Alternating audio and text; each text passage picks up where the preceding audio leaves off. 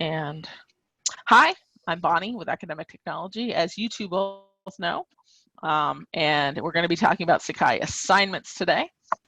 I'm going to start by sharing my screen in Sakai so that you can see what it looks like. When I have come into my sample course from Sakai, you'll see you have all of your tools down the sidebar, and I have this tool called Assignments. If you don't have the Assignments tool in your toolbar, like you haven't turned it on for that particular course you want to work on today, all we'll need to do is go into Site Info and under Manage Tools, make sure you check off Assignments. You'll go to the bottom and click Continue, and then on the next page, you'll have to hit Finish before it will appear in your sidebar.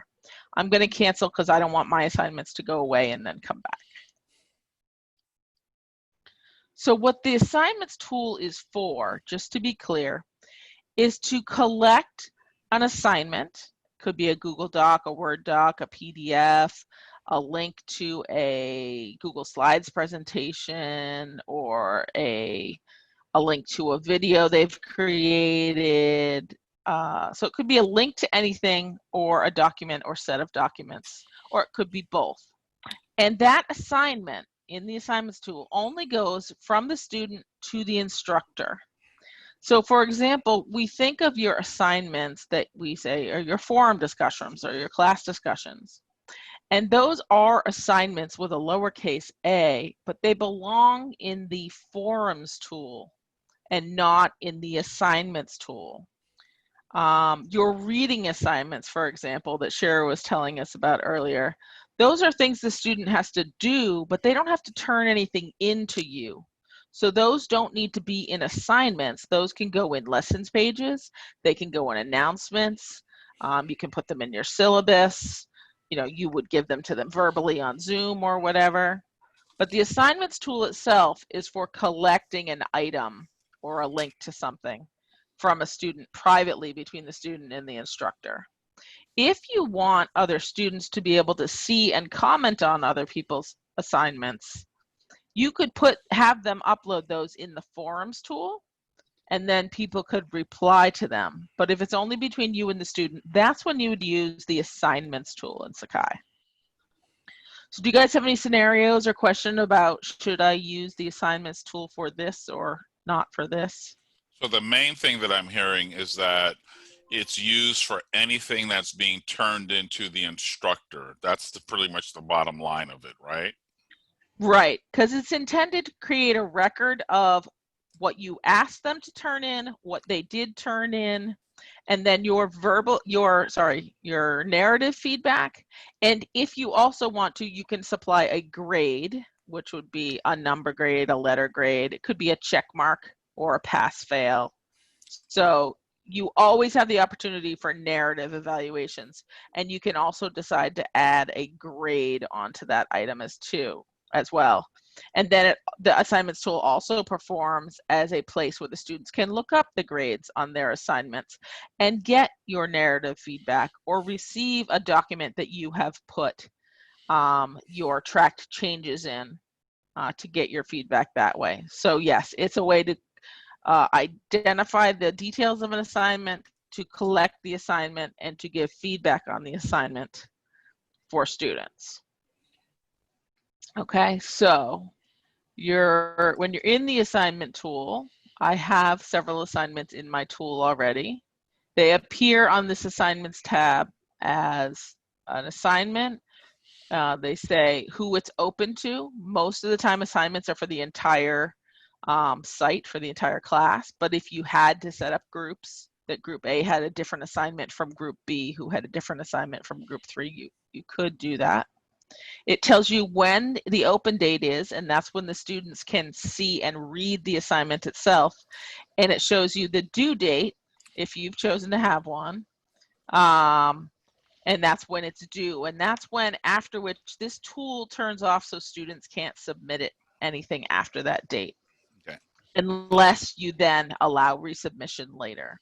I have a question here on the due date part. Is it So I had actually talked to you about this once before. I think it's in here. And you recommended that there's not an ending. I think you were saying to me, not an ending date or something like that, to leave it open so that I think it's in here, or maybe it's in forums, but you were It's here. saying is here to leave it open and not have a firm closing date.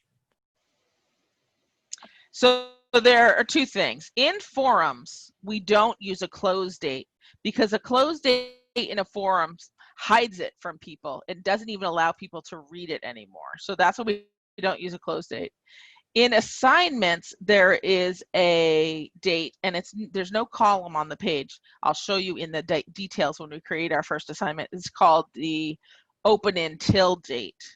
And that we push out a year later from when the assignment is due to cover the times when a student might not complete your class and get an incomplete and might need to be allowed to submit late until that.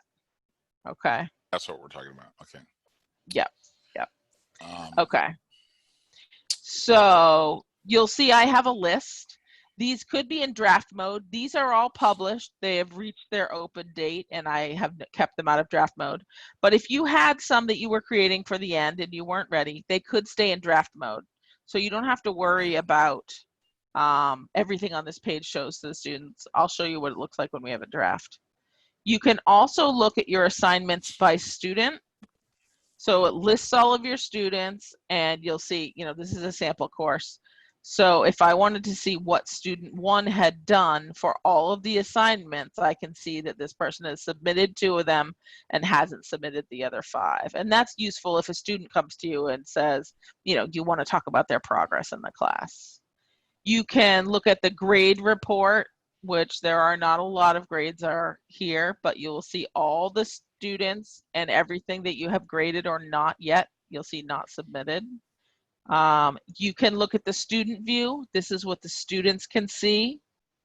And this is also where you could come in and submit something for a student. If, say, for example, Zoom was not functioning, Sakai, they were having trouble with their web browser, and the only thing they could do was email it to you, and you wanted to submit it for them, you could come in here and submit this, and we'll talk about that later. You can reorder your assignments if you need to, and then we don't use these at all for the assignments, so you don't have to worry about that, but that gives you a good sense of what your assignments look like. So if you wanted to create a new assignment, it's making me cancel the reordering. So I'm not going to reorder, so I hit cancel. When we go back to the main assignments tab, you always have an add button up here, and this is where you can add your assignment. And this is the place you guys might want to come back to if you need a little guidance on what to select for settings. At the top, it's pretty clear, but at the bottom, there are many settings, and you might want to pick between them, and this part of the video will help. So I've just put in a topic, week 7, final project, Google Doc or Word doc. So I'm just trying to give the students some clarity on what this is all about, and that's in the title. And in the assignment instructions, you can paste in whatever instructions belong with your assignment. If you can copy and paste them from your syllabus, if you used to give them in a handout, you can copy and paste that handout into here.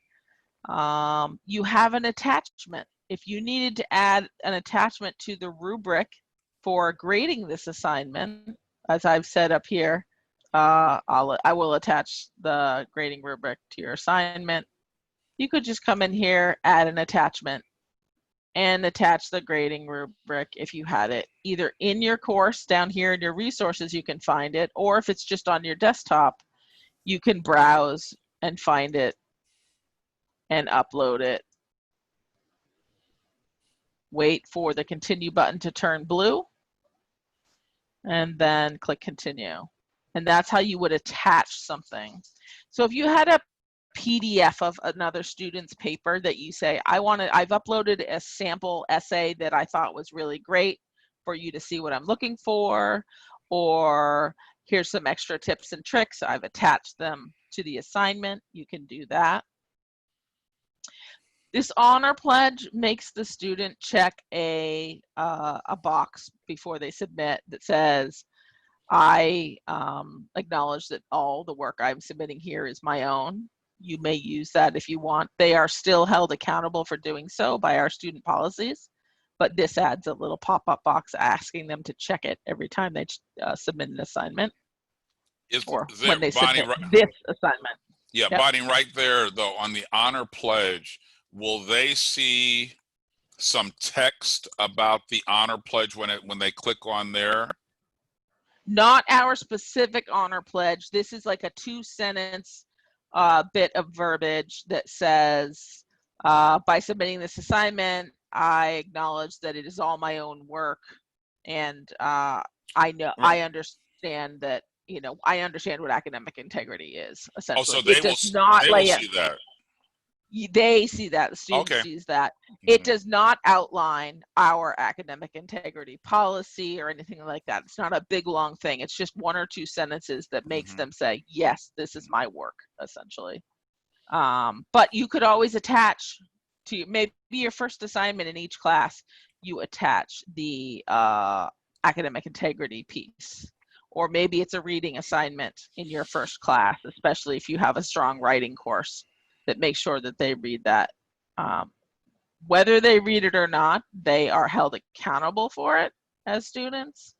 But that gives you just an extra reminder that they have submitted this and said it's their work, sort of online, because you're not seeing the student pick up this paper and hand it to you. They are logging in Sakai and uploading it in Sakai. So, and here's where the question came in about the open date, the due date, and the accept until date. So the open date is the date when the students can see the assignment. It will be in a draft format until that date, and they will not even see that it exists until that date and time hits. And it's just a calendar app where you pick the year. Now, always pick the year first, because when you pick a year, it deselects any day or time, and you'll see that I've changed it to June 22nd, but this hasn't changed. And if I say, oh, I'm done now, you'll see it didn't change. Because in the calendar tool, what you have to pick a year, and you have to make sure you come in here and click a date. And then the time will automatically be selected. But don't just come in here and change the year and think it took, because it won't take. Now, then you have the due date, which has to be after the open date at some point. Again, I'm picking a year in advance just so this will stay in here. And I want it due on the 29th and you can change the hour. If you want it done at the end of that day, you can go as late as 11:55 p.m. and hit done. That's the last time that the students would be able to come into their assignment and hit the submit button, unless you give an individual student the ability to resubmit, and you'd have to do that in the grading panel. I'll show you that later. Now, this accept until date confuses people. This is one of the things Russ was talking about earlier. Accept until is the last date you can allow someone to resubmit. So if a person takes an incomplete in your class, they're supposed to have until 1 year from now at the end of this term to finish an incomplete. And in order to do that, it is likely they'll need to submit some assignments. So I usually come in here and make sure that the accept until date is at least 1 year after the due date, because that'll mean that you will have the ability to allow someone to resubmit as late as that. And it's just helpful as just on the way out. You could set it 5 years in the future. It won't matter. In addition to this being open, you also would have to give a student the ability to allow a resubmission. You have to have both of those things for it to happen. So then you have a couple of options. If you want to send an email reminder to all students 24 hours before it's due, they get a generic email saying you have an assignment due in this class in 24 hours. It tells the name of the assignment and the date and time when it's due. I have not found cause to use this hide due dates from students, but I am a very open person. I don't want to hide any detail. I don't see a reason for students not to know when the due date is. You know, we're not trying to test their ability to pay attention and remember everything all the time. Or have a hide date. And if you also want an announcement that this assignment is now open will be automatically put in your assignments on 6/22 at 2022 at 12:10 p.m. An announcement would be added to your site. And then you can choose whether you want that announcement also to go via email. So this is the reminder 24 hours before it's due. This is the reminder that an assignment has opened and they can see it now. And you're welcome to do that or not as you see fit. During COVID, there's a lot going on. People forget to come in and check sometimes. So I think it's a service to students, but you know, it's not mandatory or anything. We are in Sakai 19 right now, as in Sakai 2019, and we're about to go to Sakai 20 in early July. There are some great bug fixes, a few new tools, and one of the things is that this blue note is confusing to people. 99% of the time, you can just ignore it. It is saying that you have to only display this to your entire site because you haven't created any groups in your class yet. So there's no way to submit it to groups. In the new version, this message is down here below the display only to selected groups. So at least you know what that blue message goes with. So 99% of the time, people display their assignments to their entire site. If you need help with groups, we'll be happy to help you set those up. And then you have your submission type. In this case, it's set to inline and attachments because in my assignment, I said, you may submit a link to a Google Doc that you have shared with me and made me the owner of, or you can submit a PDF, a Word doc, or something like that, and just attach it to the assignment. I've given students the flexibility to choose the tool that works best for them.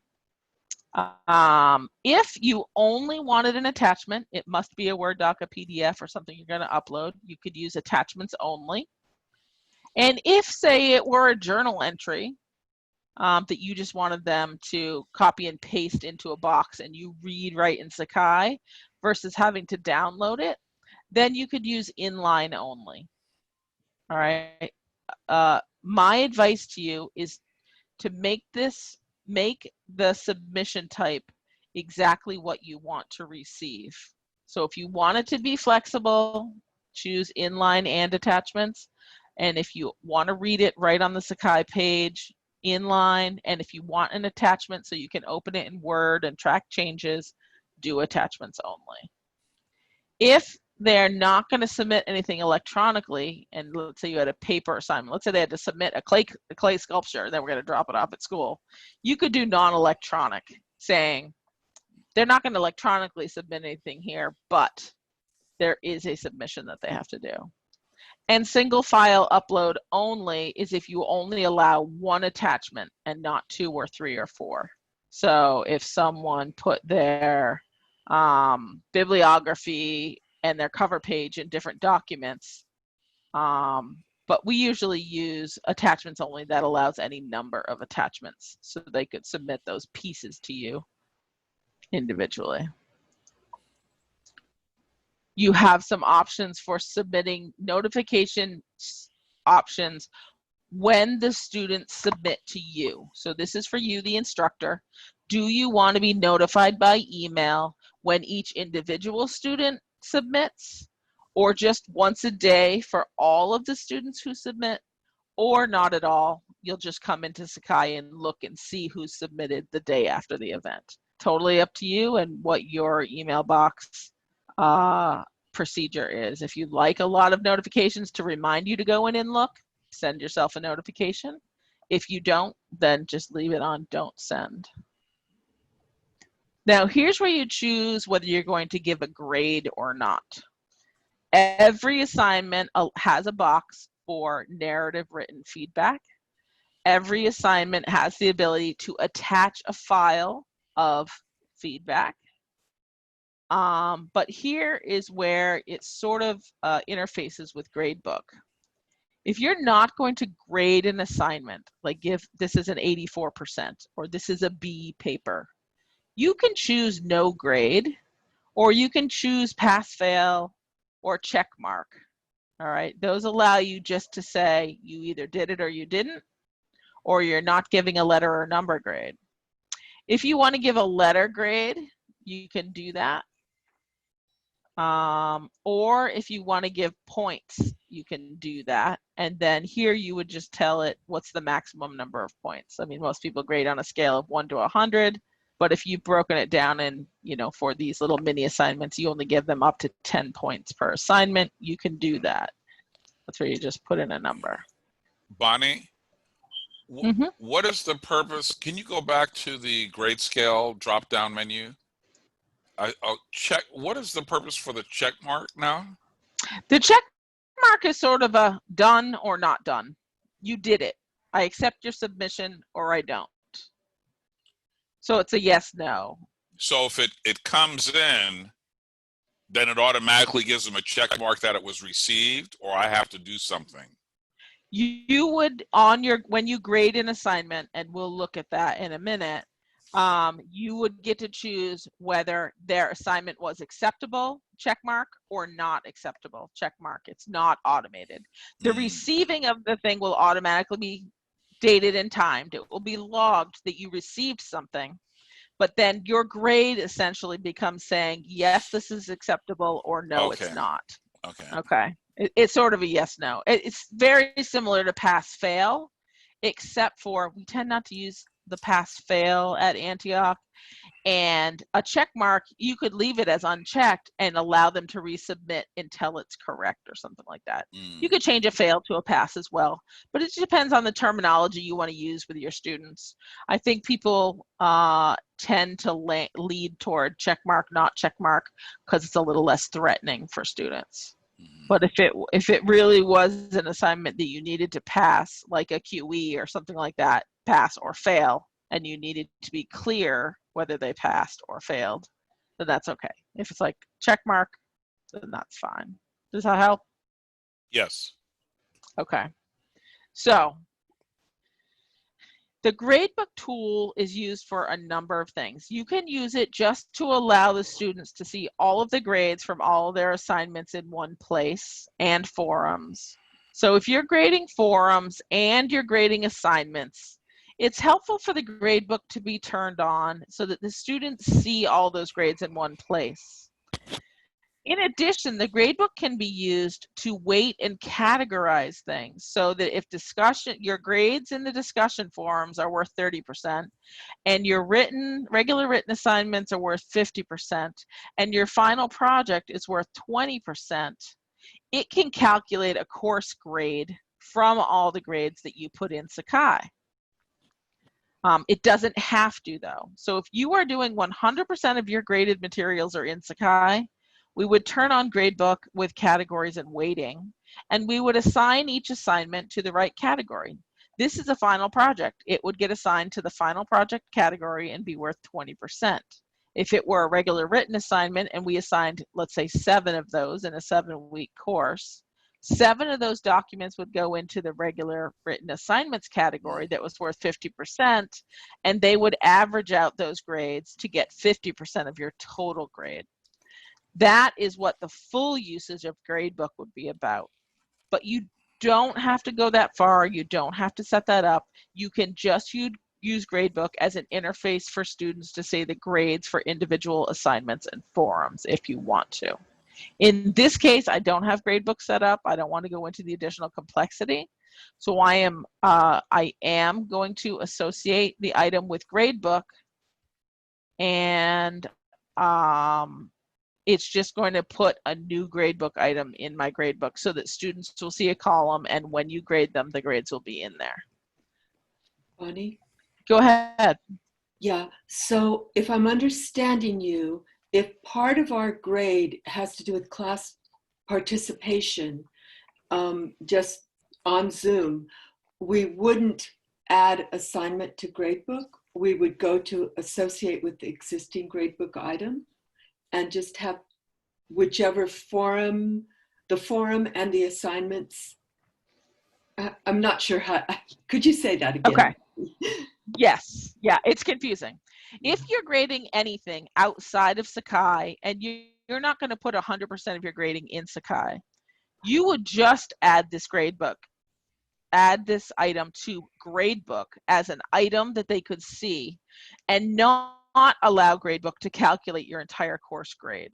Okay. All right. If you were going to associate the existing with an existing gradebook item, because there was already an item in there, you could select it. This would also allow you to pick a category to say this assignment belongs to the final project if you had that set up. So in most cases, if you're doing remote teaching where you're doing some class participation as counting in Zoom, you'll just add the assignment to gradebook with its name. It'll have a column, and I'll show you what it'll look like. If you are doing a fully online course, then you'd want to associate it with a specific category and gradebook item at the time. I just clicked the wrong radio button when I meant to add it to gradebook the first time I said it. Okay, so I like to send notifications to student when you grade an item, but that's up to you. You also get this option when you actually submit a grade to submit it but not release it, or submit it and release it. And that just sends a little email to the student telling them your assignment has been graded. Come to Sakai and look for your grade. And then we don't use these additional assignment options. We haven't used them for anything. At this point, you get to decide whether you're going to post this assignment and you're ready and done with it, or whether you want to save it as a draft. I'm going to save it as a draft because I want you to see what a draft looks like. All right. This draft here has not been published. It will not show to students even as of this date because you have left it in draft form. All right, so that means you can be comfortable putting some things in here that you don't want students to see. As long as they say draft, you can go check the student view and it'll show you that you do not see that draft for two reasons. One, because it's a draft, and two, because it hasn't reached its open date yet. If you're done with it, if you're done with your assignment and it's the way you want it, you can still change things afterwards. You cannot move it back into draft after you've published it. So if you're like, I have done this, it's fine. You always can come in and edit. And you're ready to post. You just hit post, and I'll show you. You'll see it is here. It's got an attachment. But even because we haven't hit the open date yet, it will still not appear in the student view. All right. So this is your view here in the assignments tab, and this is the student view over here. All right. So what I want us to do now, I'm going to pause the recording, and then I would like you guys to minimize Zoom and go into a Sakai course and put in a test assignment. You don't have to go into the detail, but if you have the details of the assignment, you can copy and paste it from somewhere. I want you to pick the settings that make sense for your class. And if you have any questions about posting or drafting, I'm going to be here.